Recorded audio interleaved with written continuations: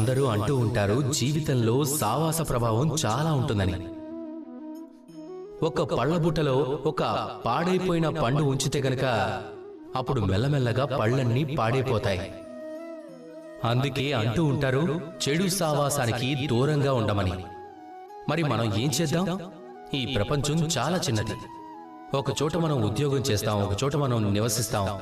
ఆ మార్గంలో మనం వస్తున్నప్పుడు వెళ్తున్నప్పుడు అక్కడ మనం తిరుగుతూ ఉన్నప్పుడు అక్కడ ఎంతో మంది ఇలాంటి వాళ్ళు ఉంటారు. వారిని చూడగానే ఏమనిపిస్తుంది అంటే నాకు వారి సావాసం నచ్చడం లేదు అని.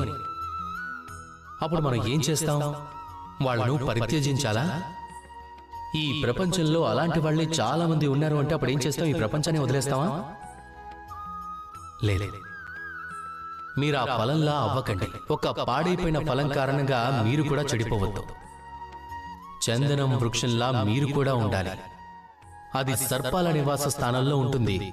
అక్కడ ఎన్నో రకాల అత్యంత భయానకమైన విషపూరితమైన సర్పాలు ఉంటూ ఉంటాయి. అయినా కూడా ఈ చందనం దాని శ్రేష్టత్వాన్ని కోల్పోదు. దాని విలువ అలాగే ఉంటుంది. గుర్తుపెట్టుకోండి, ఈ ప్రపంచంలో సావాసాన్ని మార్చుకోవాలనుకునే ముందు మిమ్మల్ని మీరు మార్చుకోండి.